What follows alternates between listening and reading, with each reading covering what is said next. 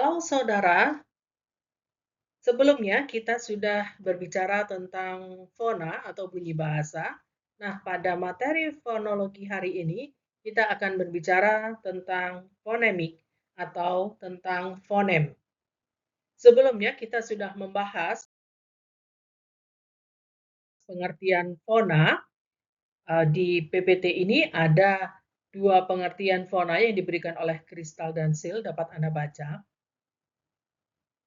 Secara keseluruhan, fona, kalau kita berbicara tentang fona, itu berbicara tentang bunyi bahasa. Dalam pembicaraan fona ini, kita tidak mengaitkannya dengan makna, itu yang pertama. Kemudian kalau kita bicara tentang fona atau fon, itu berbicara tentang bunyi bahasa yang dihasilkan oleh organ artikulatoris. Sehingga pembicaraan fona ini berkaitan dengan produksi bunyi bahasa, kemudian berkaitan dengan organ artikulatoris, termasuk juga berkaitan bagaimana kita mentranskripsi secara fonetis dengan simbol IPA. Sebagai contoh, pada kata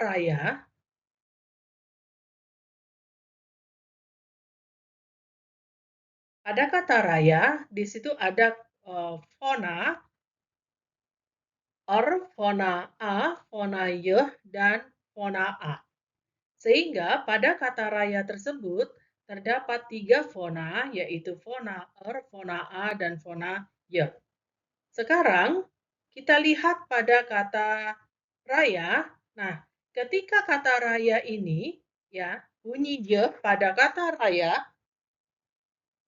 itu digantikan dengan bunyi j sehingga menjadi raja, maka yang terjadi adalah adanya perbedaan makna. Artinya, yang awalnya raya itu maknanya adalah besar, tapi ketika y ini diganti oleh j menjadi raja, maka maknanya menjadi raja. Nah, berarti di sini ada makna yang berubah ketika satu bunyi, yaitu y itu digantikan oleh bunyi j. Nah, hal ini menunjukkan bahwa y dan j adalah fonem yang berbeda.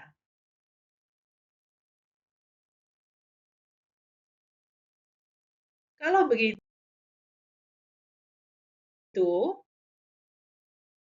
apakah fonem itu? Nah, sebelum melanjutkan pengertian ke fonem, kita coba lihat contoh yang kedua. Ada kata kemarin, gitu ya, yang artinya kemarin. Nah, ketika kemarin ini digantikan oleh bunyi e ini digantikan oleh bunyi misalnya menjadi kemarin, gitu. Ternyata maknanya tetap kemarin begitu ya, atau kalau dalam ini saya tuliskan dalam bahasa Inggris supaya tidak sama kemarin-kemarin begitu ya. Nah, jadi maknanya sama meskipun ini digantikan oleh gitu. Nah, ini menunjukkan bahwa perubahan atau ketika digantikan oleh fona itu ternyata tidak terjadi perubahan apapun dari segi makna gitu. Maknanya tetap kemarin atau tetap yesterday begitu. Nah, ini menunjukkan bahwa e dan adalah fonem yang sama begitu. Nah, jika demikian, maka apakah yang dimaksud dengan fonem? Kalau menurut Kristal, fonem itu adalah the minimal unit in the sound system of a language. Jadi dia merupakan unit minimal dalam sistem bunyi bahasa. Nah, mengapa unit minimal begitu? Nah, kita lihat bahwa bunyi bahasa itu merupakan unit yang terkecil dalam uh, sebuah bahasa ya. Fona itu adalah unit yang terkecil. Nah, fonem ini melibatkan fona begitu ya. Kemudian kita coba lagi membaca ya pengertian yang diberikan oleh Sil. Fonem tentang fonem ya. Smallest unit of speech distinguishing one word or word element from another. Jadi unit terkecil dari ujaran, begitu ya. Unit terkecil ujaran. Nah, mengapa unit terkecil ujaran? Kalau kita bandingkan dengan kata, kita bandingkan dengan kalimat, maka fonem ini pada tataran bunyi. Sebab itu dia unit terkecil. Atau kalau menurut Kristal, minimal unit, begitu ya. Nah, jadi unit terkecil ini dalam ujaran ini dapat membedakan satu kata dengan kata yang lain, begitu. Nah, kemudian lanjutnya ya. As the element P in tap, which separates that word from tap, tag, and ten, begitu. Maksudnya di sini adalah unit terkecil ujaran yang dapat membedakan antara satu kata dengan kata yang lain, begitu, itu dari unit terkecilnya itu atau dari bunyinya itu tadi. Jadi kalau seandainya tadi kita melihat ada kata raya yang kemudian y-nya itu digantikan oleh j, lalu ternyata raya yang artinya besar, kemudian ternyata berubah menjadi raja karena y-nya digantikan oleh j, maka y dan j itu adalah unit terkecilnya, begitu ya. Y ini adalah unit terkecil yang dapat membedakan ya, membedakan antara raya dan raja, begitu. Nah, jadi seperti itu ya, Saudara. Kemudian lanjut, ini tentang minimal pair, gitu ya.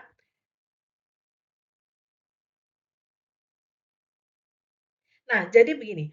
One of the discovery procedures used in phonology to determine which sounds belong to the same class or phoneme. Jadi, prosedur penemuan ya yang ada dalam fonologi untuk menentukan bunyi dalam kelas yang sama atau fonem yang sama atau tidak, begitu ya. Nah, jadi dengan minimal pair ini atau pasangan minimal, kita dapat mengetahui apakah bunyi-bunyi itu dapat membedakan atau berada dalam fonem yang sama atau justru merupakan fonem yang berbeda. Begitu ya. Nah, kemudian ini selanjutnya, two words which differ in meaning when only one sound is changed are referred to as a minimal pair. Nah, contohnya di sini adalah pin versus bin. Misalnya, jadi di sini yang berbeda adalah dengan be, begitu ya. Nah, ini dikatakan bahwa dua kata yang memiliki perbedaan makna yang hanya satu bunyi yang berubah atau ada satu bunyi yang berbeda, maka itu mengacu pada pasangan minimal, begitu ya, atau disebut sebagai pasangan minimal. Maksudnya, seperti yang tadi, ketika kata raya itu dengan yo, sehingga raya ya, yang artinya besar, kemudian dengan raja, dengan je, yang artinya adalah raja, begitu. Ini ada dua kata dengan makna yang berbeda, ya. Dikatakan di sini differ in meaning, begitu ya. Nah, jadi maknanya berbeda. Tetapi dalam kata raya dan raja itu hanya ada satu bunyi, begitu ya. Satu bunyi dalam urutan yang sama juga yang berbeda. Kalau raya pakai ye, sedangkan raja pakai je, begitu. Nah, ini yang membedakan, begitu ya. Maka ye dan je dalam raya dan raja tadi itu merupakan pasangan minimal atau minimal pair. Nah, sekarang coba kita lihat ya, saudara. Uh, kita lanjutkan dulu ya. Lalu bagaimana cara kita bisa menemukan fonem? Jadi yang pertama adalah menyusun data lingual yang mirip, begitu ya. Yang kedua, membandingkan bunyi yang berbeda atau yang tadi minimal pair, begitu ya, atau pasangan minimal. Lalu yang ketiga, barulah menentukan fonem. Nah, sekarang kita lihat di sini ada data lingual, begitu ya. Yang pertama ada bintang, ada kelam, ada saya, ada batu, ada bentang, isap, asap, dan seterusnya sampai kira. Apakah yang harus kita lakukan untuk menemukan fonem yang ada dalam data ini? Tadi tahap yang pertama adalah mencari data yang mirip. Sekarang kita lihat data yang mirip, misalnya kita cari bintang. Adakah yang mirip dengan bintang? Nah, di sini ada yaitu bentang, begitu ya. Kemudian, adakah yang mirip dengan kelam? Nah, kita cek di sini, oh ternyata, oh ada ini ya, ada kelas. Miripnya itu dari mana? Sekarang kita lihat bintang. Ini bin ya, kalau di sini ben, tapi belakangnya sama tang dan ini tang, begitu ya. Jadi perbedaannya hanya ada satu bunyi. Yang ini adalah bintang menggunakan i rendah, sedangkan bentang adalah e. Lalu kelam, ke ini sama dengan ke, ini lam, ini las. Jadi yang berbeda adalah satu bunyi em pada posisi final dan es pada posisi final kata. Nah, setelah kita menemukan bentuk-bentuk yang mirip itu tadi, maka kita susun, ya, seperti ini. Jadi bintang dengan bentang, batu dengan baru, kiri dengan kira, saya dengan raya, inap dengan isap, kelas dengan kelas, kelas dengan kelam, dan asap dengan atap. Nah, kalau sudah ada, begitu ya, sudah kita susun seperti ini, maka yang kita lakukan selanjutnya adalah membandingkan perbedaan antara kata yang pertama dengan kata yang kedua. Gitu. Nah, untuk membedakan ini, syaratnya urutannya juga harus sama ya, saudara. Jadi ini urutannya kan ini sama-sama boh yang pertama, yang kedua i dan e, yang ketiga sama-sama en, yang keempat sama-sama te, yang kelima sama-sama a, yang keenam itu sama-sama eng, begitu ya. Jadi urutannya juga harus sama. Letak bunyi yang berbeda juga harus sama. Seandainya letak bunyi yang berbeda itu tidak sama, itu tidak bisa, begitu ya. Nah, jadi setelah itu yang kita lakukan adalah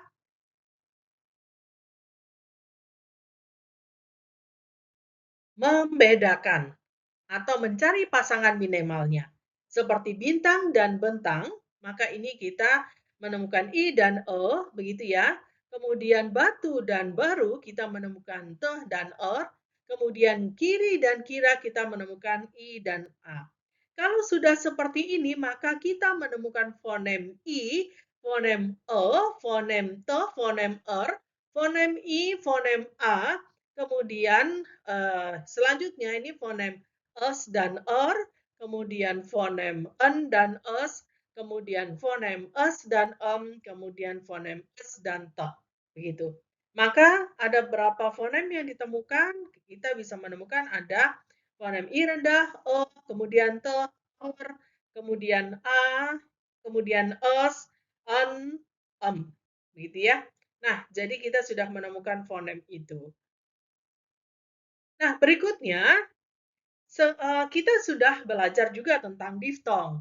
Pertanyaannya sekarang, apakah diftong merupakan fonem? Nah, untuk menjawab pertanyaan itu, tentu kita harus menganalisisnya lebih dahulu. Contoh adalah kata-kata dalam bahasa Indonesia. Ada pantai, ada sepi, ada santai, rantau, panti, pantau, sepoi, rantai, dan amboy. Caranya sama dengan yang sebelumnya, yaitu langkah pertama adalah penyusunan, langkah kedua adalah pembandingan, dan langkah ketiga baru kita menentukan fonemnya. Nah, kita temukan di sini ada pantai dan pantau. Ini poh sama-sama poh ya, ini a, ini en, ini te fonanya.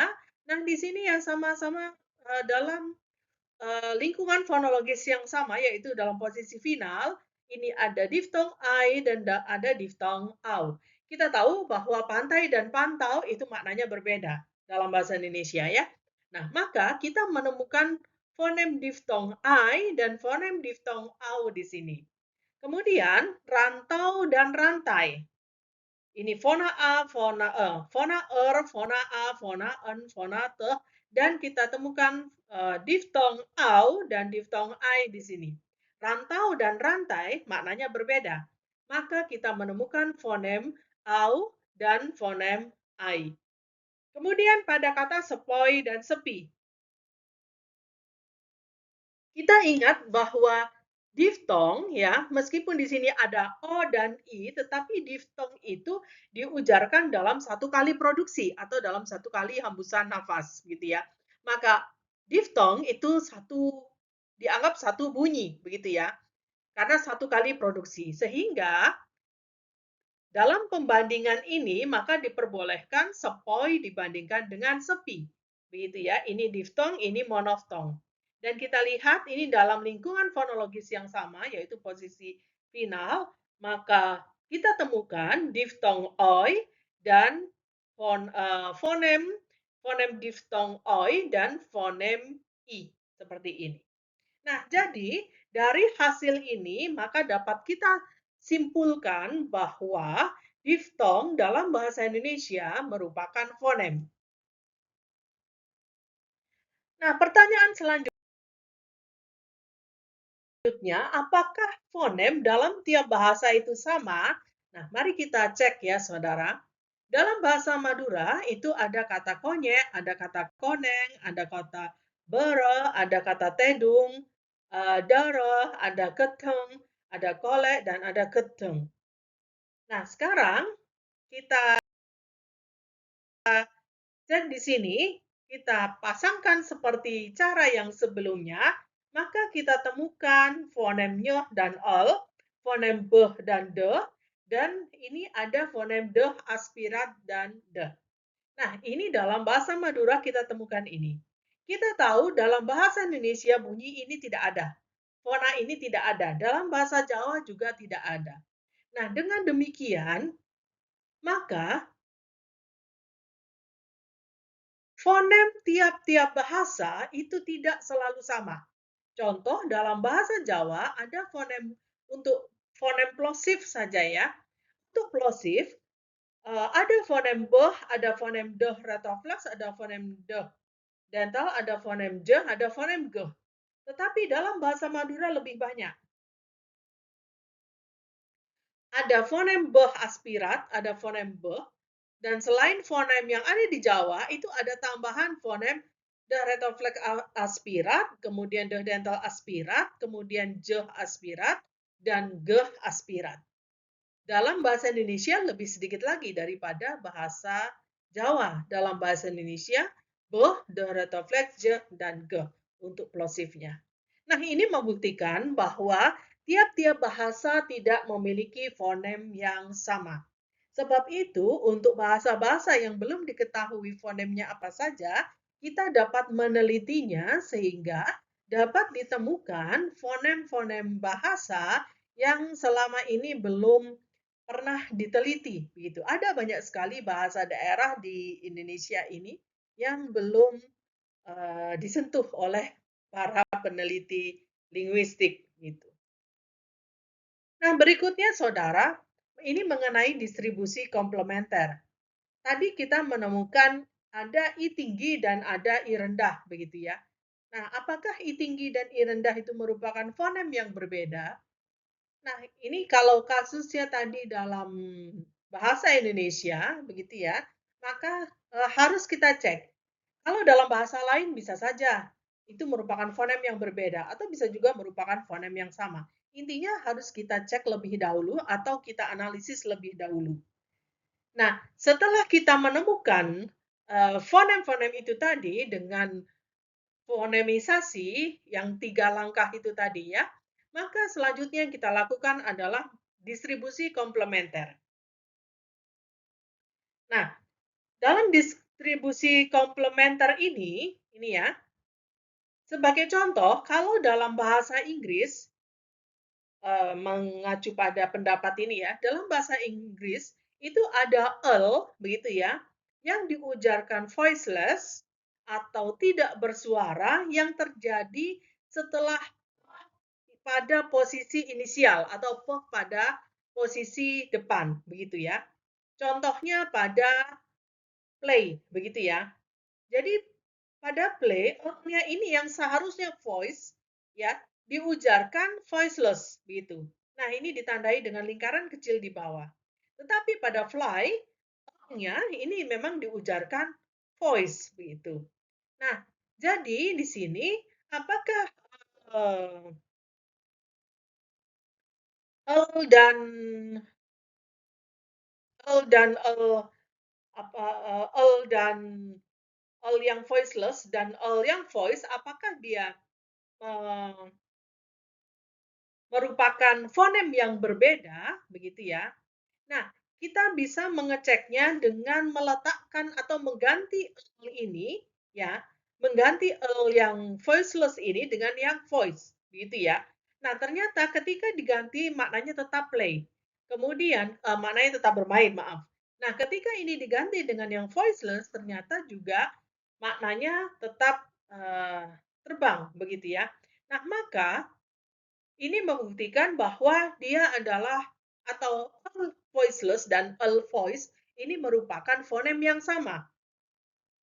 Atau bisa dikatakan dia berdistribusi komplementer, saling melengkapi. Artinya ketika ini digantikan dengan bunyi yang lain, ini adalah tidak menghasilkan atau tidak membedakan makna, begitu ya, atau tidak menghasilkan makna yang berbeda. Maka itu disebut dengan distribusi komplementer. Nah, contoh berikutnya ya, seperti ini yang ada dalam bahasa Inggris antara toh aspirat dan toh yang non aspirat. Begitu ya. Ketika diujarkan dengan toh yang non aspirat yang ini menjadi tone itu tetap tetap menjadi tone, tetap maknanya itu sama, begitu ya, tidak kemudian berubah begitu atau berbeda.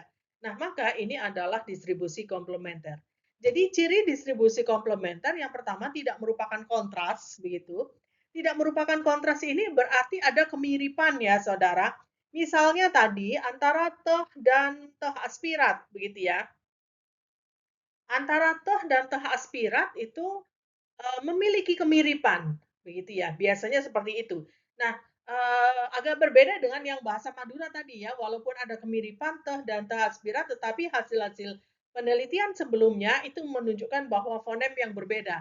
Jadi kalau toh itu diujarkan, maaf ya, misalnya beh ya, beh itu diujarkan dengan beh yang non aspirat, itu ada atau dapat menimbulkan makna yang berbeda, begitu ya. Meskipun di beberapa daerah itu juga bervariasi bebas begitu.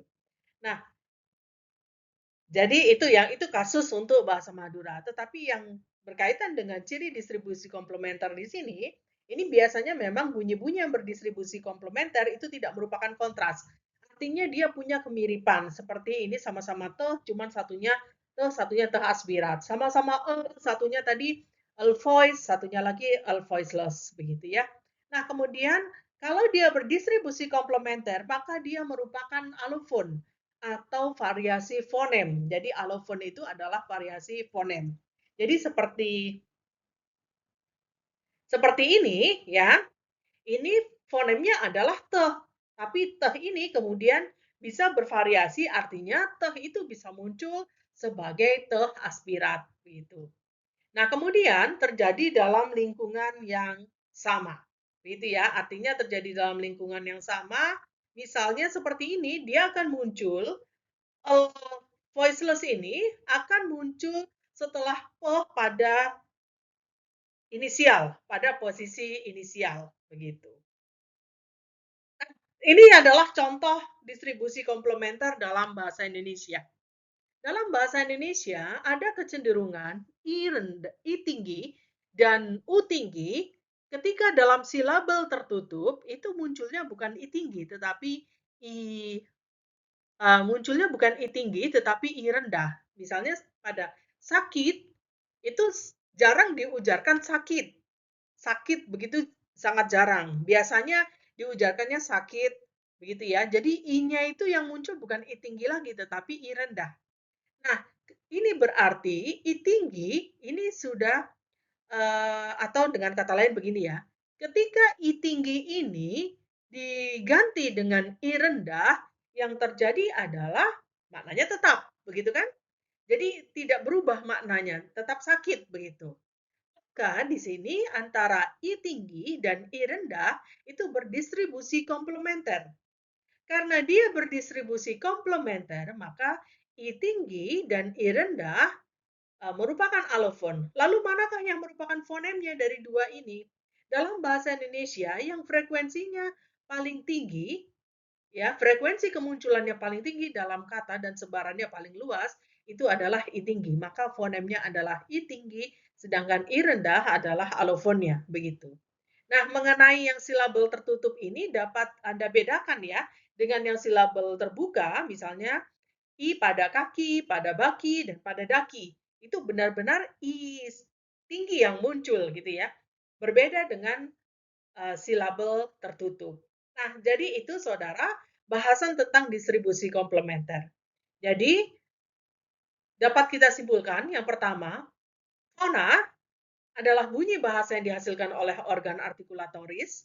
Kemudian fonem adalah bunyi bahasa atau fona yang dapat membedakan makna. Jadi ketika dia sudah dapat membedakan makna, maka tidak fona lagi, tetapi sudah fonem, begitu ya. Atau segmen yang berbeda dan membedakan makna. Atau distintif. Distintif ini membedakan, begitu ya. Nah, kemudian alofon adalah variasi fonem. Variasi bunyi, begitu ya, yang dapat membedakan makna. Artinya, ketika kita sudah menemukan fonem, misalnya tadi fonem I, maka fonem I ini punya variasinya, yaitu I rendah. Nah, ciri alofon dia bisa berdistribusi komplementer. Kalau berdistribusi komplementer, ketika bunyi-bunyi itu saling menggantikan seperti tadi, ketika I tinggi digantikan dengan I rendah, maka maknanya tetap tidak berubah. Tetapi kalau maknanya berubah, maka dia tidak lagi berdistribusi komplementer, tapi sudah fonem yang berbeda. Begitu. Baik saudara, semoga hal ini dapat dipahami dan dapat menambah pengetahuan Anda tentang fonologi. Terima kasih. Salam linguistik.